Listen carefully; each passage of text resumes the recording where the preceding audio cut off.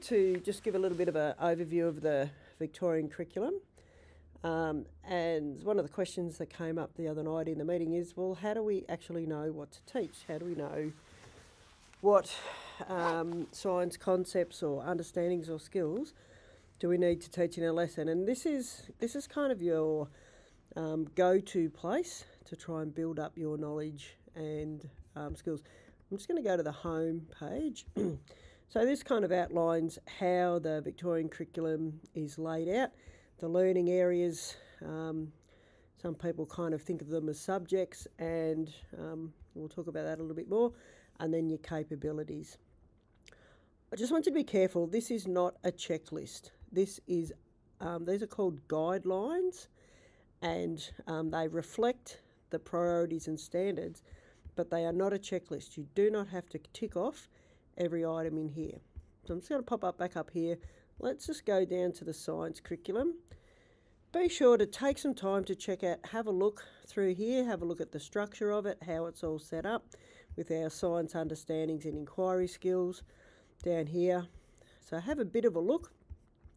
Learning in science, it goes through some of the skills, some of the ways in which our role as teachers is to work through the frame of learning. There's a scope and sequence here which you can download.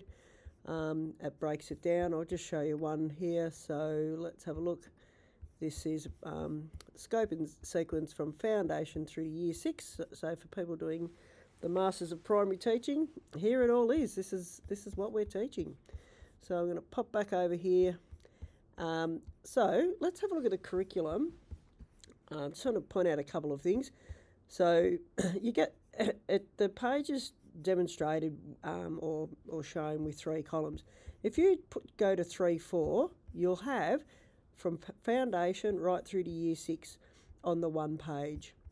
If we click up here, show more, this gives an overview of what the students are working towards and learning for levels 3 and 4. Now, just be mindful too, this is a 2-year band. This is to be achieved while over a 2-year period of kids at school. They don't have to do it in 1 year, they don't have to do it in 1 term, they don't have to do it in 1 learning experience. By the end of year 4, the idea is that what your learning experiences are offering, by the end of their time in year 4, they will be able to achieve to a satisfactory level what you've set out to teach. Another thing is that when you're choosing your lessons for your students, for your class, you've got to try and make it relevant. So it depends on where your school's situated. If you're doing perhaps biological sciences here for years 3, 4s, living things can be grouped on the basis of observable features. If your school happens to be down near the ocean, probably a really great idea to go and have a look at some of the native animals that are around there. However, if you are in northern Victoria, or if you're in the Grampians, or if you're another area, focus on trying to connect to the real world for the kids so that science actually can make sense and mean something.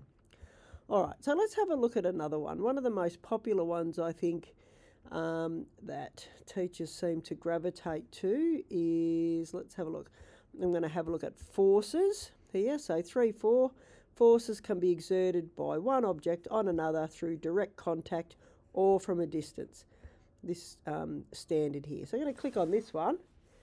Elaborations. I think this is a great area to go to try and help you understand what you're trying to teach.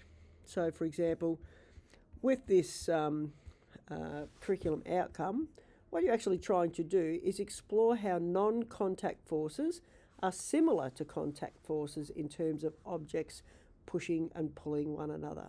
So what does that mean in the real world? Investigating the effective forces of the behaviour of an object through different actions: throwing, dropping, bouncing, rolling. All right? So this is kind of helping you get a better understanding of what it is that you're meant to be teaching. Just want to show you something here. If you click on this Fuse link, what it does is it opens up a resource that's been set up by the Department of Education.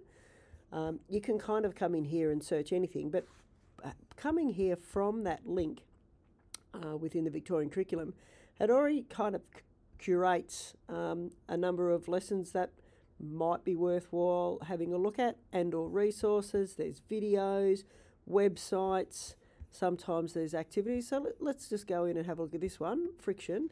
Now, I'm not saying these are great. I'm not saying that I would use them, but you might be inspired by them, and that's how I tend to use what is online. Is I don't necessarily just use the resource as it is. I use it as an inspiration. So here we go. This is using the 5E model to explore forces, to explore friction around public transport vehicles. So, you know, that might be cool. Your kids might be interested in that. So that could be the way to go. So that's Fuse. Let's just have a click at another one. Let's have a look at this one, effects of G-force on the human body. So this is probably a video. Obviously they're in some sort of fighter plane, but also there's rockets, that kind of thing. We'll just go back on that one. Let's close there. How does gravity pull things down? So all sorts of things. Now let's just head back here to the curriculum. Now, don't get stuck just up here in the science understanding.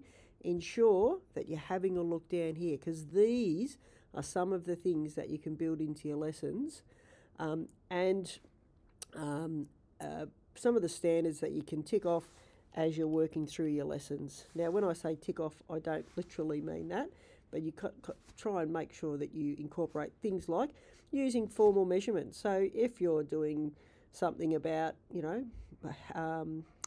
how high does a ball bounce after being dropped from different heights, using centimetres, using the appropriate unit of measure. So these are the kinds of things that you need to be looking at here. Also, I'm just going to go back up here to curriculum. Really important. Let's have a look at some of these capabilities. Creative and critical thinking, personal and social capabilities. These capabilities are really important that we incorporate in some of our science lessons as some of our outcome. For example, let's go to 3.4 and let's have a look at one of the ones here, collaboration. This is a skill, it's an essential skill. So how well do your kids work together? How are they able to work well in a group? Are they able to resolve conflict? That kind of thing. So that's another really good one. And then also, let's go back here, creative and critical thinking. So around some of that stuff around problem solving. Can they ask questions? You know, these are the sorts of things that we can build in. These are the sorts of standards that are built into a rich lesson. So I'll just bring it back to the home again. So make sure you become familiar with the Victorian curriculum F to 10. Oh, you obviously can only go in there if you are logged in, at this point I'm not. So good luck, and I hope this is of some value for you.